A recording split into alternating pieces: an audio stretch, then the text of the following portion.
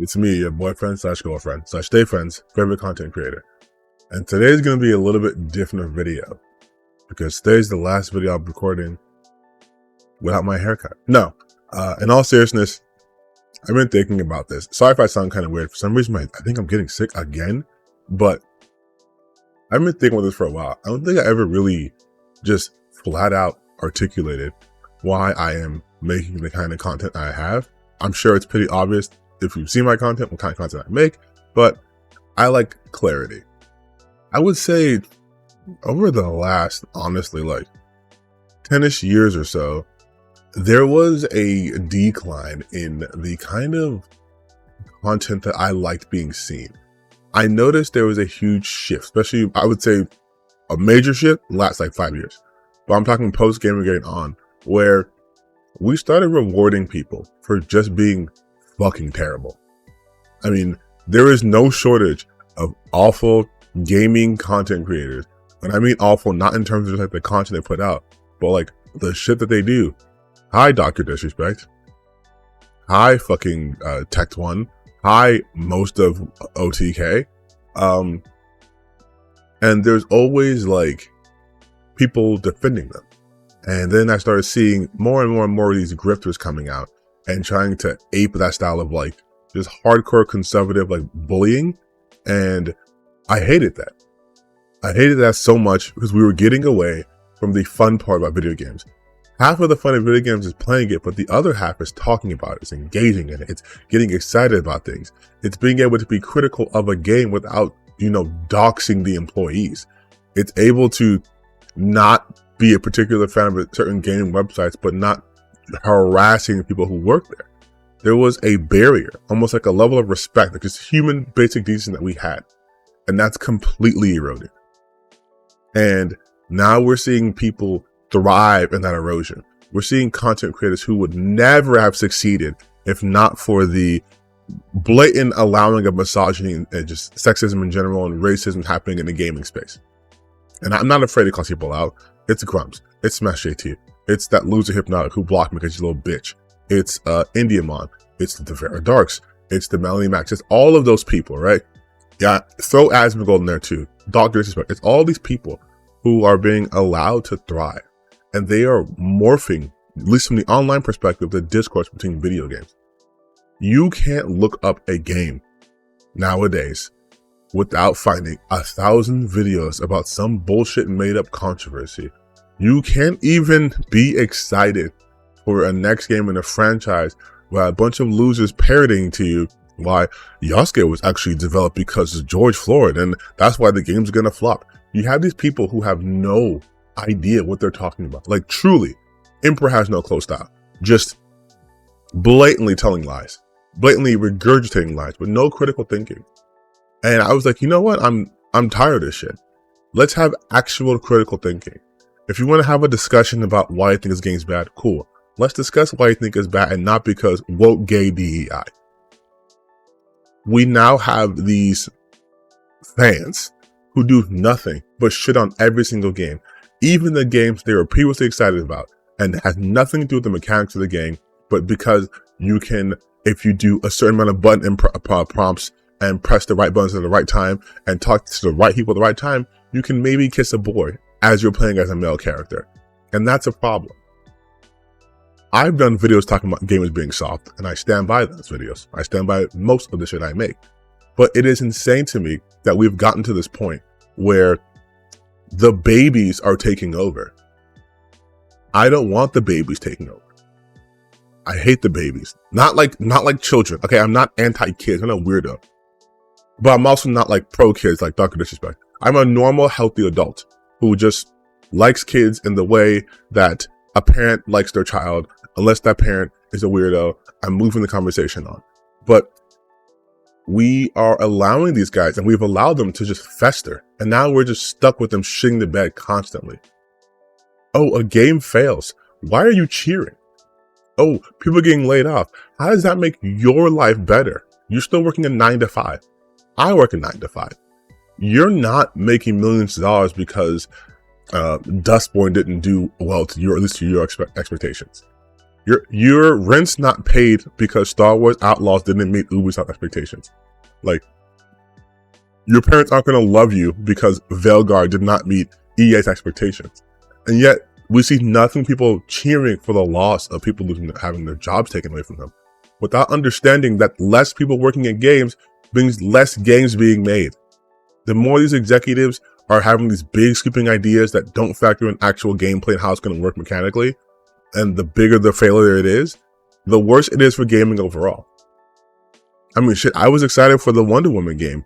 Turns out that shit's been restarted in 2024 with our $100 million gone. So if that game ever does come out, it's never going to recoup its losses, which might mean no more Wonder Woman games, which might mean people losing their jobs again. Like, that's not something I would ever celebrate. I would not celebrate game developers losing their job. I like games. I like the people who make the games because I play those games. And if I don't like the game they make, that's fine. It's like acting. There's a lot of actors I like and they get in movies that suck. Doesn't mean they're bad people. Doesn't mean they shouldn't have another chance.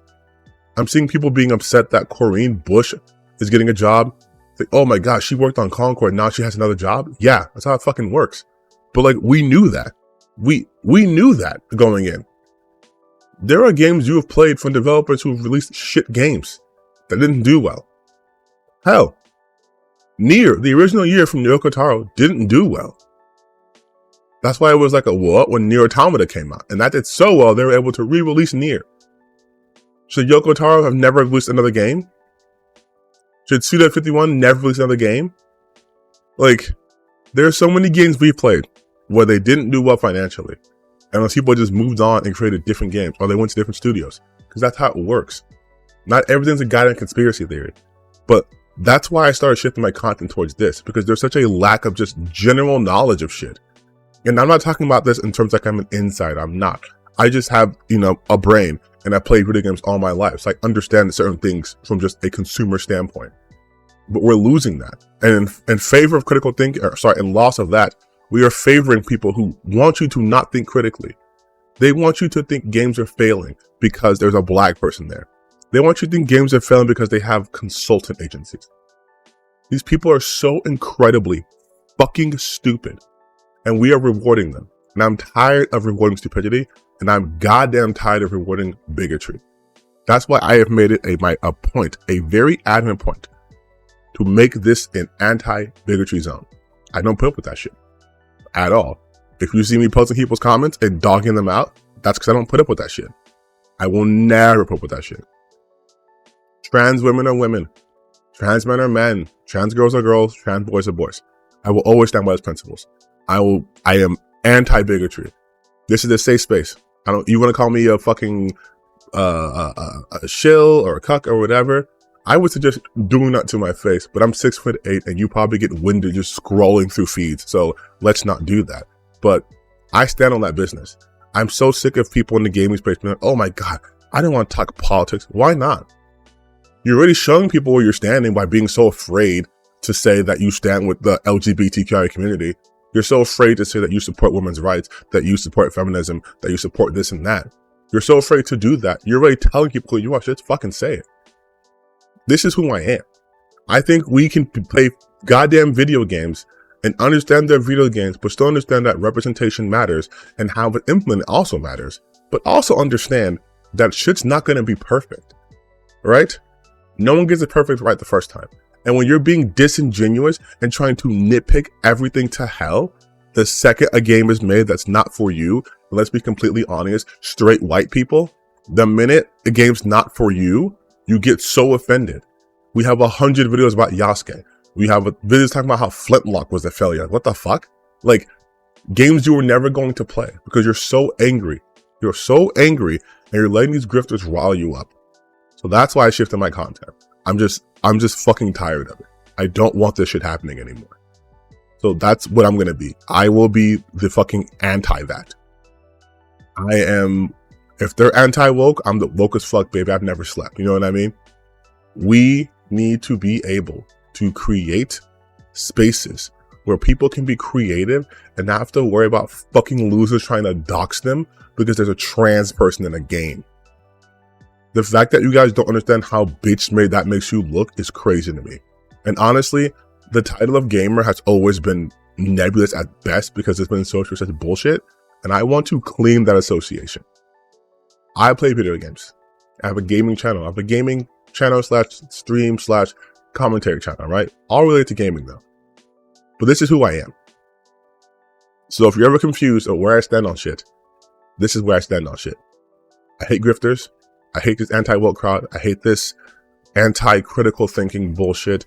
I hate the fact that people think that queer people shouldn't be allowed to exist in their spaces. I hate the fact that people try to use video games as a way to actually push agendas and agendas in the sense that they want to make it as hostile to non-straight white people as possible.